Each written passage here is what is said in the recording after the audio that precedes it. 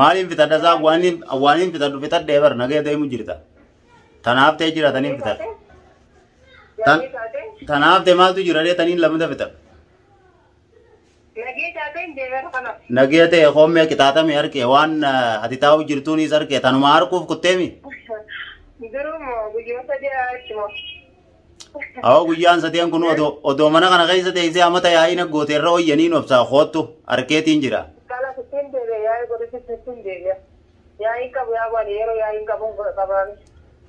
Anuu sittiin godhu isii dhiise.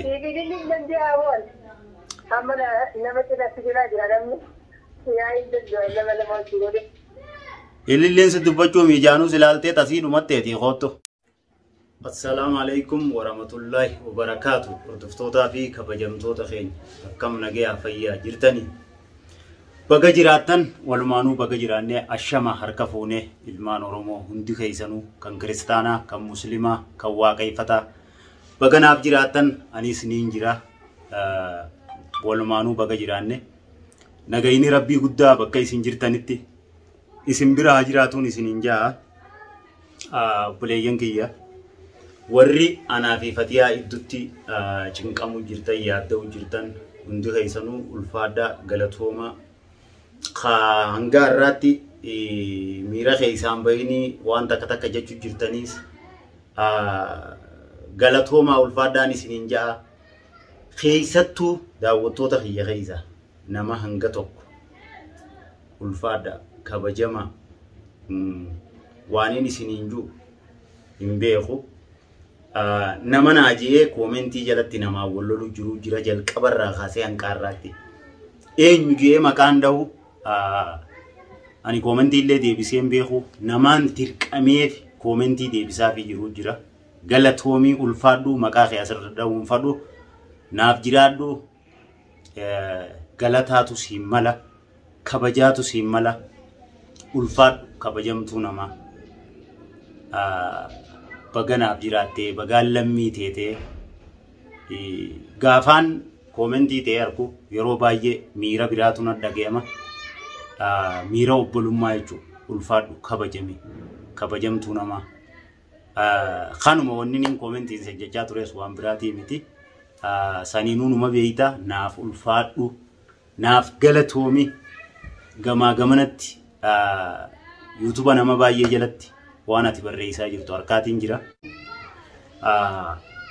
Arraan tana ganama kana sabaati Fatii adda bolchiiseetiin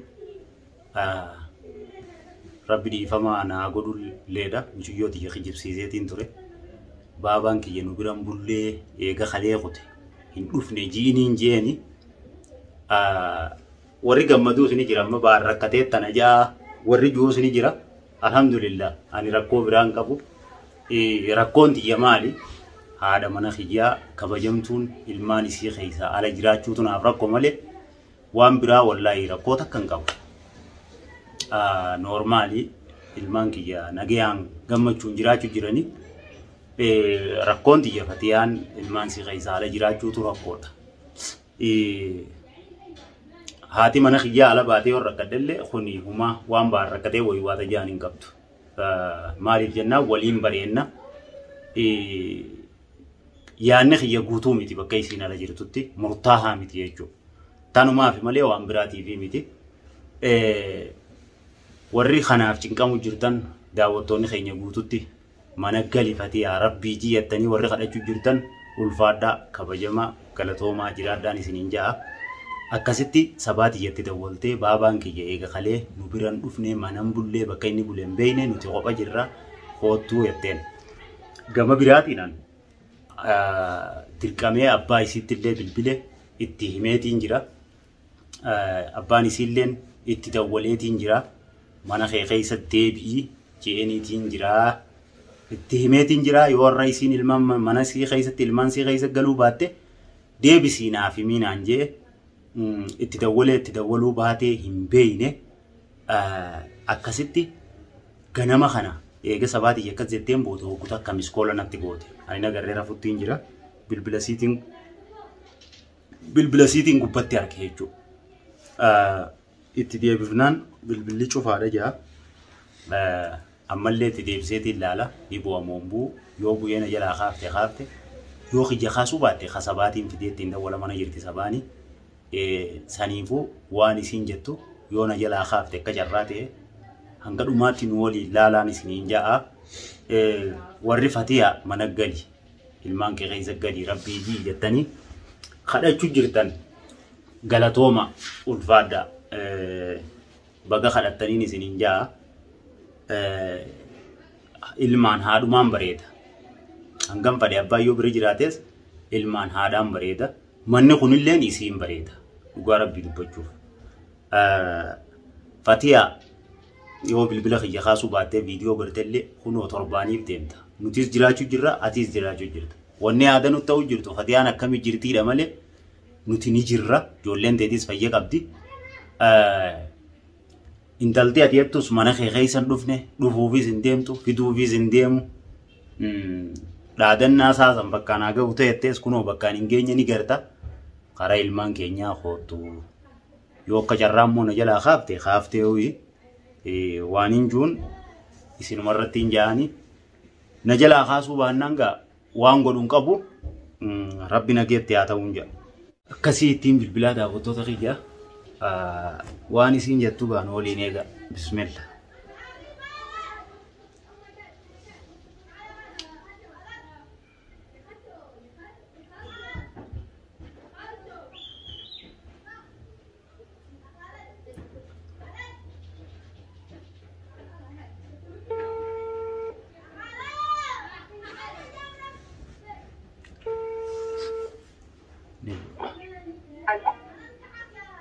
Halo. Assalamualaikum Mamza. Waalaikumsalam warahmatullahi wabarakatuh. Kami nagaya? Aja. Naguma kabda? Nagaya kawasan sekarang bilang. Numa jirta?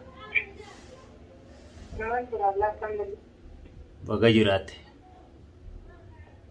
Maka jirablah mana aja? Anda.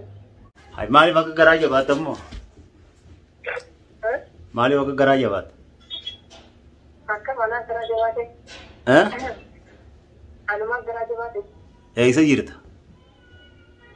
Allah ya ada tekan ini orang ada di sini berarti ko bisa tahu ini apa? Ya ada. Ayah ganda kam jirta sila? Ganda kam jirta? Amma ganda maraba singapte itu ini orang ada di sini kan? Tamam tabakka jirtu tidizi. Ayah? Akkuma guyyaa duraa jettee kuttetti dhaadannaan saatum bakka hageessu yoo nama taate mee mana fidii fi ilaalaa jette kunoo nama ta'ee mana hin finne intala maaltu danuu kana si teessu jira qoy. Dhugaadhaa dhaadannaa isuma jirta wayii isuma jirta garuu ani waan inni barbaadu intaluma san manatti fiduu hedduu barbaada. Tataniyaatitu ala akka kireeffeessi isin jira ta'ee rakkoon qabu garuu ani amma akkuma jeetti. Ayah. Kalau mana kita begitu, tapi mana dia itu pun anak ni, yang jual seperti itu. Ayah. Yang jual seperti itu, kalau ni bisa tu. Mee tantala tidizi intalti mana kana waan gootuun qabdu tatiyaallee tidizi ilmaan keetirraa akkami garaan si dandee torbee guutuu ala teesse.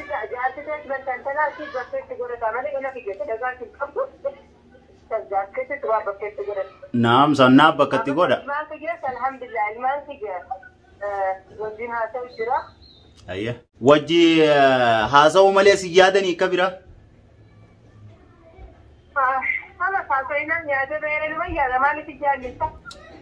Garuu inshaallah ilmaa fiyyanii gala jechuun deebi'a yoo rakkiteetti kuma isaanis haafayyuu.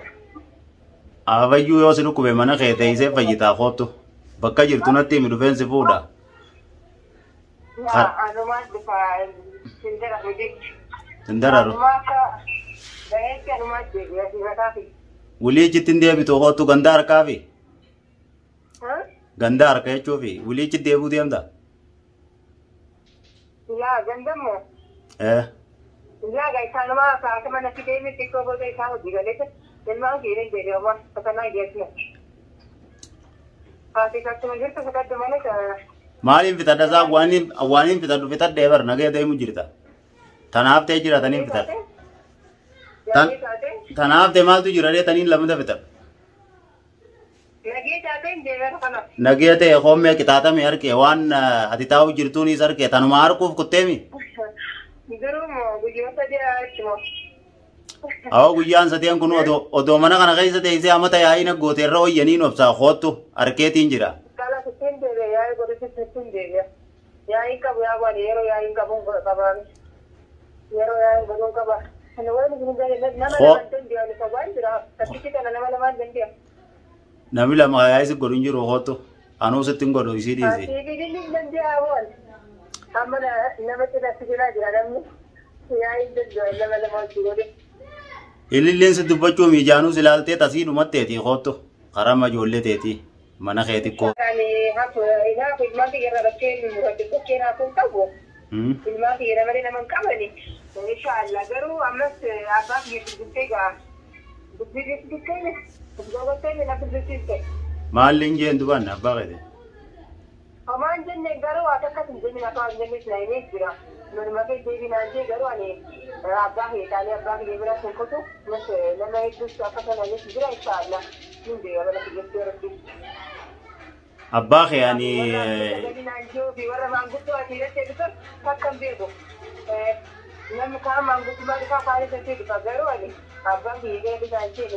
manguddummaa si dhufuun bar manguddummaa si dhufuun ani ergeetii mi bar kabaja.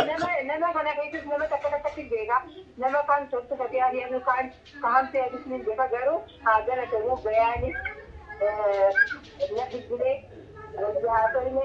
Kabaya kiti tagaan kijeme naje nama hetu na chungo jira mana kiti devi je garu min je mana kijeme raha pu kamu ayya round da lage jira bayan ingalin sinje jira mogalin sinje anang kada chutin jiro ma ja ingalin sinje mogalin sinje bayamo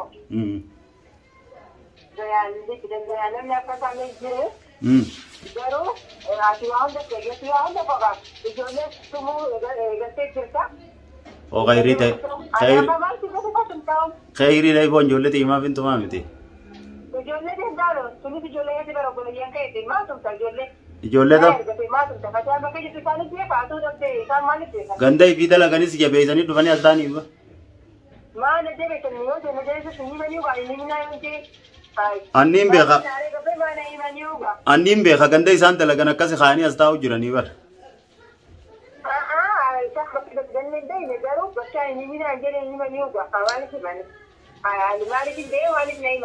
Haa ta'u amma nagguu isaan akkana sii dhaabbatan dhagaye. Nama hedduus fatee hagalee jirani ani qaalii namaa harka namaa garbuun barbaadu garuu inshaallah waa hunda bigeen bifa ijjaa jirina. Yoom dhuftu? Yoom baallama guyyaa kanaa sinintee dhufaanoo guyyaa mana kiyyaa baallama qabadda mana kiyyaa deebi'u. Anaa dhufee si fuudha akkam ganda ayyaan daleetu jirta? Nama nayyema kadhadda. Ganda ayyaan daleetu jirta? Gandayaan dalagu maaliin godhaa? Ayyaan amma sana jirti mana dalagaa kee geessi jirti intala itti ka'e kan gaddaa siin geenye. Achi jirtaami? Gandayaan dalagu maaliin godhaa boleessa? Hayi. Nuti jiru lagu maaliin gaggabatee miskiina kaakun godhin ijoollee dhugumaa biyyaa bona godha hin dhufanii. Amma bakka feetees jiraadhu uumaa rakkoon qabu ganda ayyaan jiraatte bakka biraatis jiraatte. Aannan hin deebi'e kaakun godhin. Tamam ayyan isaanitti dubbadduuti hoottu qara mana keetii galee abbaa keetii hojii wal sin dhorkineen ammeenya biraan jenneeni fatiyaan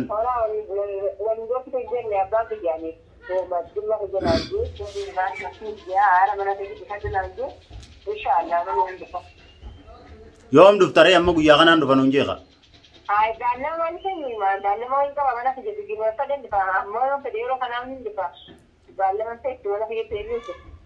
Yoo har'an dhufne ilillee fidiyaan.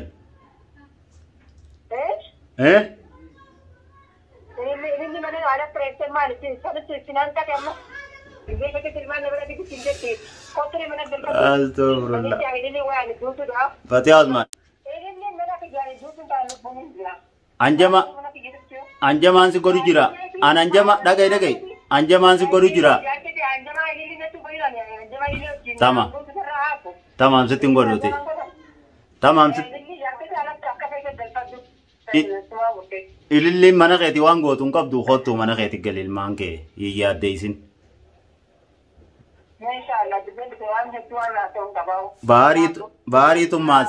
Baariitummaas guyyaa hanga kana haala teessee jettee na jeena dubbateettee onni atti hin jirtu ani sittiin dubbadhu hokkara mana keeti gal.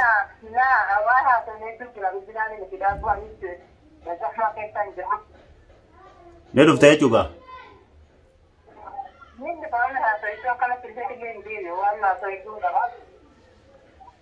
Tamam yalla ya.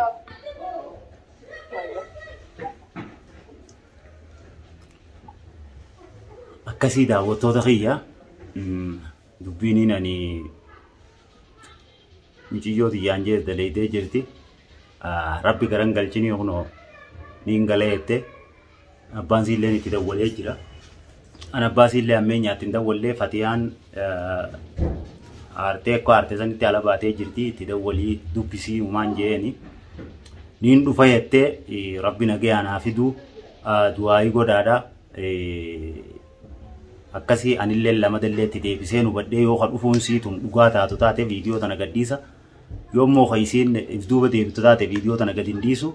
Niin dhufaa ammallee sabaattiin dawwalchiisaa niin dhufaa ummaa yoo isiin dhugaan jetteen viidiyoo tanallee isiniif hin gadhiisa. Alhamdulillah haara buufatte na fakkaatti rabbi mana siitti haa galchu. Dhugaadha nama hedduutti bilbilu jira. Duraanis bilbila jalaa kaasutti hin jirtu bayaan jalaa amma akka waan kaafteen na fakkaate. Rabbi karaa mana isii nagayaan haa galchuun ja'a. Akkasii daawwattoota kiyya isiniif dheeradheetiin jira. Assalaamu alaikum warahmatullahi wabarakatuh.